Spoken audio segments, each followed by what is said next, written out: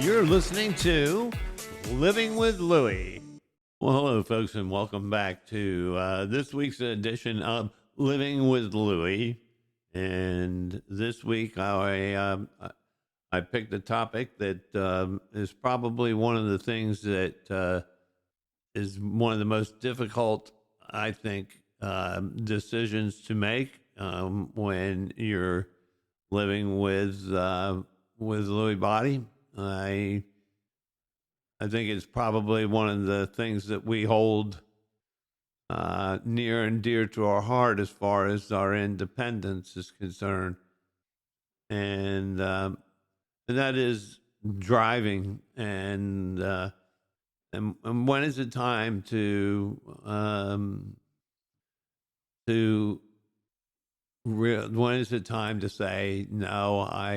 I don't think I should be driving anymore, and give that up. I'll give you a little bit of background on myself. I spent a great deal of time during my career teaching defensive driving, teaching how to avoid aggressive driving and aggressive behaviors on the road. I worked with drivers of transit systems on how to handle passengers and especially medical transport passengers. So I have a little bit of experience in this, and I will say that I saw one post that I thought was I don't know. In my opinion, it was a little bit disturbing, where a woman said that she wasn't going to give up her independence. She wasn't going to give up driving, even though she had several dents in her car that she doesn't even know where they came from, and she also transports around other people that have decided to give up driving, and in an effort to try to be hospitable to some of these folks, she continues to drive and continues to transport them. And she was questioning whether or not she should still be driving. One of the best pieces of advice that I saw that people gave her was some gentleman responded back saying, well, when your loved ones tell you that you shouldn't be driving, that's probably when you shouldn't be driving. I myself, I know that my Lewy body is in a moderate state, and I've been driving on occasions, rare occasions. I can usually tell within a matter of minutes as to whether or not my mental fog and whatnot is okay, and that it's a okay decision to be driving at that particular moment. I had a discussion though with my therapist, and they were like, "Well, yeah, so far we feel like you do a pretty good job of saying, okay, I'm not going to drive today because I'm just not 100%." And then one of them threw the thought at me that, okay, so right now you can make a logical choice as to whether to drive or not. However, what happens when your reasoning goes by the wayside enough that you can't really make that decision? And my response to that was, well, I guess when I give it up, My wife just going to have to try probably take the keys, but there's a number of things that go into driving, and for me, I always have a lot of trouble in public with spatial awareness, people being in my peripheral shadows, if you will, and being too close to me, and me not being able to process what's going on. And when I'm riding in a car, I'm not always processing how far something is, how urgent something is, and I tend to overreact. And being over stimulated is a is a form of impaired driving, and so for me, I'm right at the point where I think that I'm going to have to give this up, because it is becoming more challenging. And the one thing that I don't ever want to do is I don't ever want to go out here and hurt someone, or myself. But I certainly don't want to hurt someone in a manner that, um, well, in any manner. It doesn't. I mean, it's. I don't really want to hurt anyone else.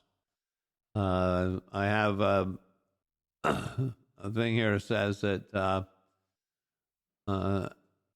this gentleman has a circle of care.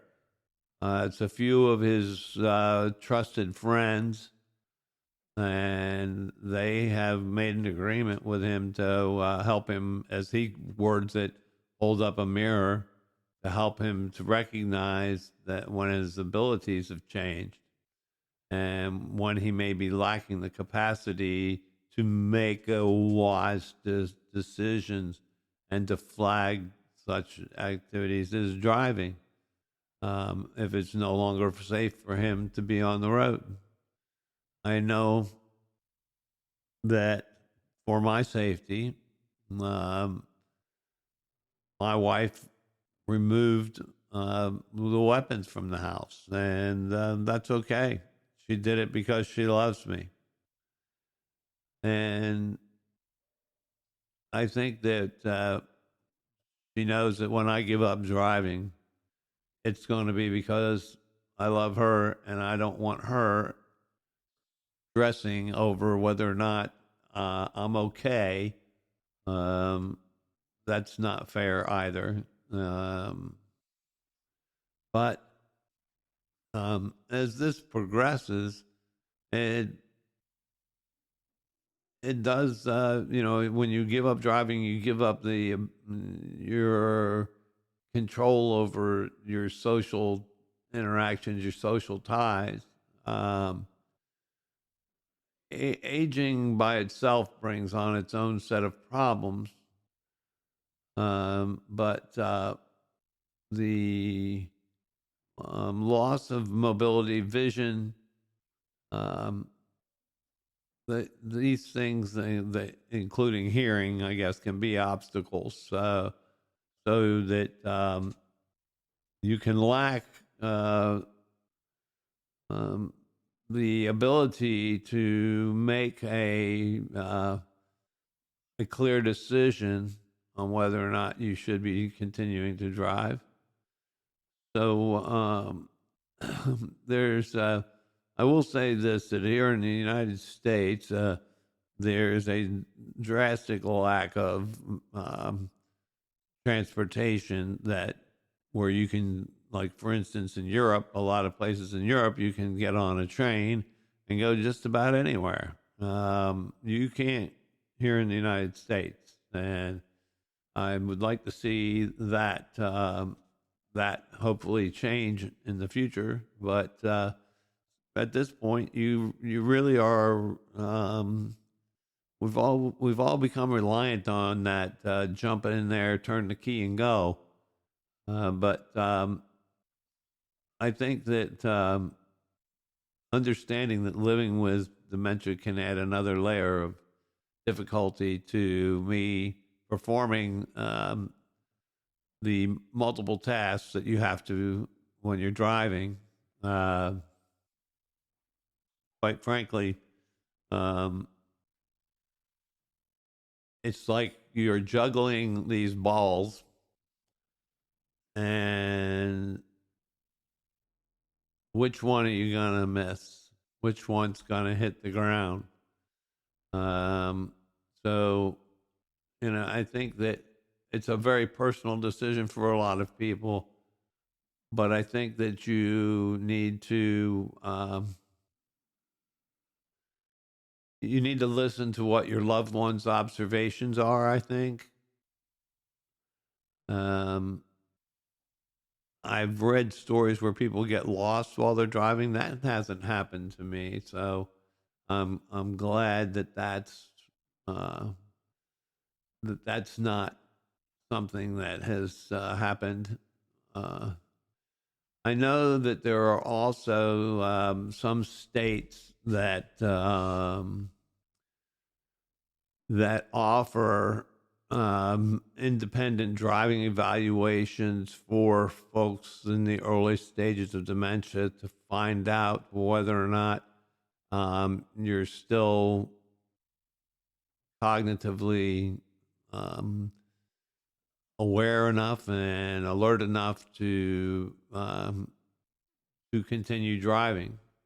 And some of these are done by private companies, and some of them are actually sponsored by the state motor vehicle. I'm not 100% sure where that is in Maryland, where I live, but at any rate, I think that I I gave up riding a motorcycle because of balance issues and feeling like I was out of balance when I'm stopped and things and just it was time. I knew that it was time for me to give up on something that I had loved to do all my life. I've pretty much almost always had motorcycles, but not anymore. So I think that the thought process to give up driving is a very personal one, and it has long lasting effects. Um, it's not the best feeling in the world to know that you just can't just walk out, throw the key in the ignition, and rock and roll wherever you want to go and do whatever you want to do. But the reality is that you're not only am I putting myself in danger, but I'm putting everybody else that's on the road out there with me in danger as well. And I think we're kind of at a point where we're realizing that that's just not something that we want to keep pursuing. This is probably one of the most difficult decisions that I will have to make. But in the interest of my own safety and the safety of everyone else that's on the road with me, I think that that's one of the times. This is one of the things that I need to take serious consideration with. Um, so, if you are still driving,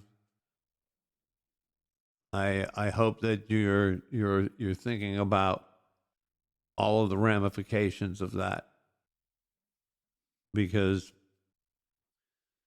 I doubt that a lot of you know this. I don't know if there's any statistics out there. I'd have to do some digging as to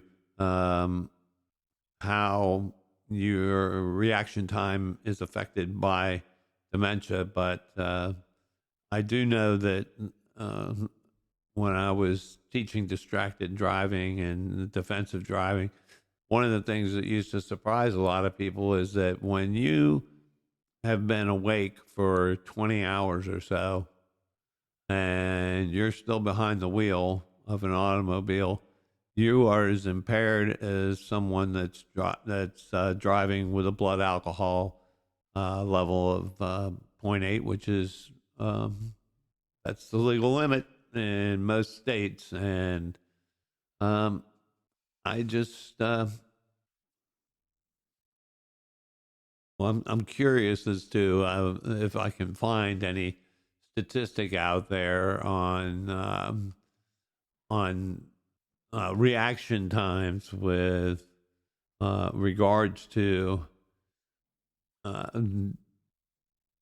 dementia, uh,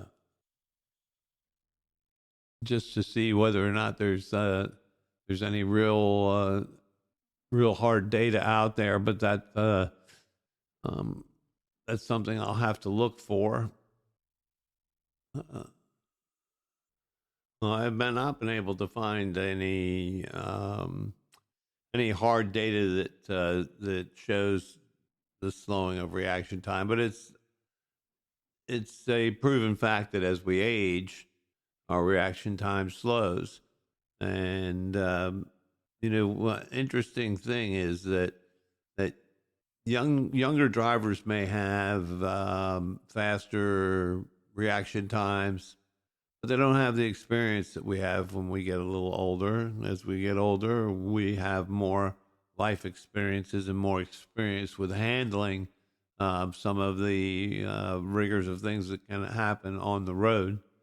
But I think that one of the things that I think happens here with this Lewy body is that you don't know what you're going to have from one day to the next, and you don't know what is going to spring up. And I know for me, I know that later in the day, later in the afternoon, as I get a little more tired, I get that sundowning effect that where things get a little worse later in the evening.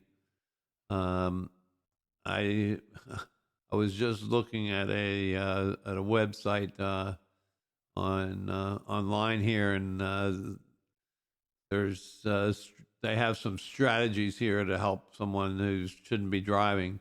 Arrange an intervention. Okay. Change the car locks. Well, you better have plenty of money. Disable or move car.